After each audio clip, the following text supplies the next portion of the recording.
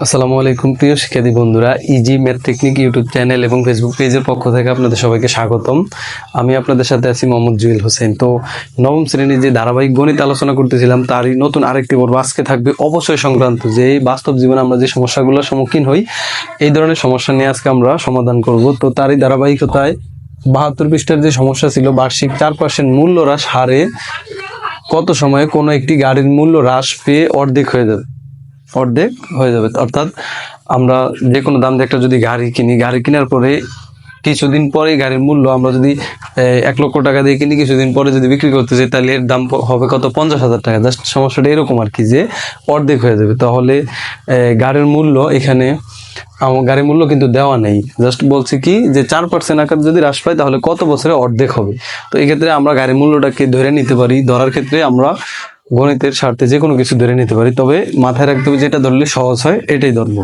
তো আমরা যদি চাইলে 100 কিন্তু ধরতে পারি, যে আমরা ধরতে পারি এটা সমাধান।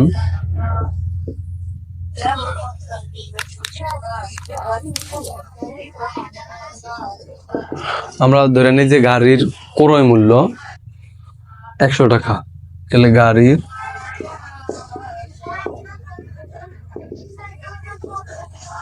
ক্রয় মূল্য পি ইকুয়াল টু 100 টাকা। যেহেতু অর্ধেক হয়ে যাব, তাহলে যে ধরি টি সময় পর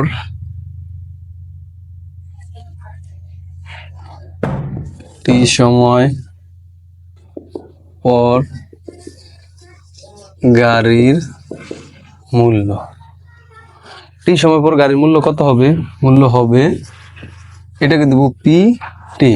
টি সময় পর গাড়ির মূল্য হবে পি টি ইকুয়াল টু, আমরা এখানে দিব অর্ধেক হবে, তাইলে 100/2 অর্থাৎ 50 টাকা। এটুকু দিলাম। এরপর আরেকটা কি দেওয়া যায়, যেহেতু মূল্য হ্রাসের হার দেওয়া আছে,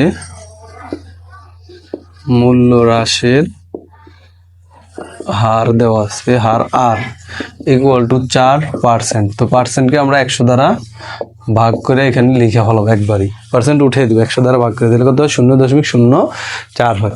তো আমরা এই অবশ্যই বের করার যেই সূত্র আছে এইটা আমরা লিখবো এখন, যে আমরা জানি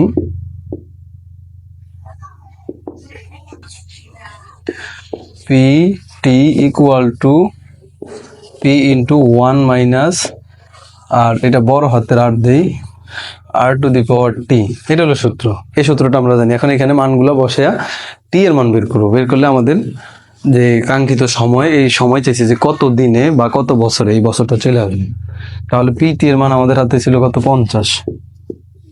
পি এর মান 100, 1 মাইনাস আর এর মান 0.04, এইটুকু, আর এখানে টি পাইলাম।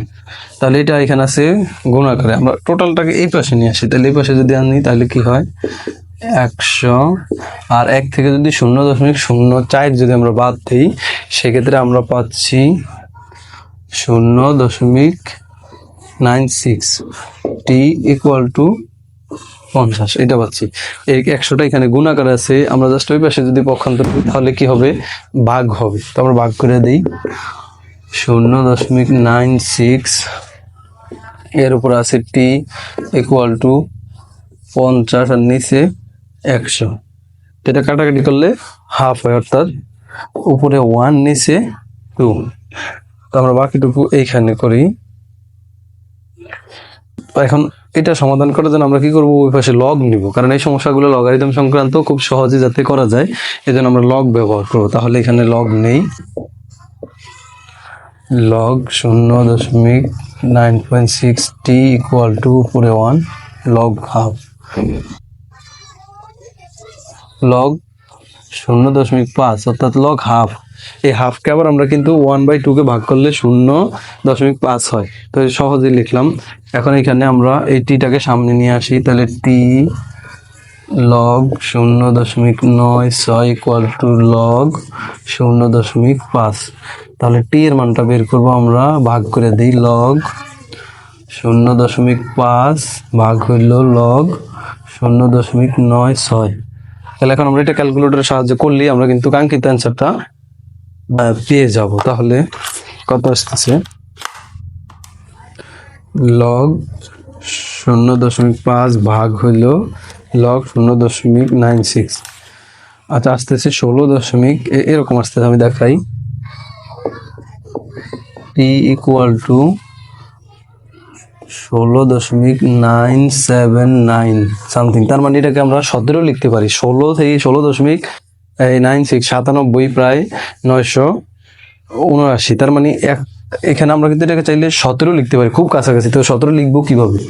এটাকে লিখবো টি, এইভাবে অ্যাপ্রক্সি চিহ্ন একটু বাঁকা করে দিয়ে এটা লিখে দিব 17। অর্থাৎ প্রায় 17 বছর সময় লাগবে আমাদের এই গাড়িটার মূল্য অর্ধেক হইতে। তা আশা করি বুঝতে পারছেন। ধন্যবাদ সবাইকে। ভিডিও ভালো লাগলে অবশ্যই পেজে লাইক, কমেন্ট এবং ফলো দিয়ে সাথেই থাকবেন। ধন্যবাদ সবাইকে।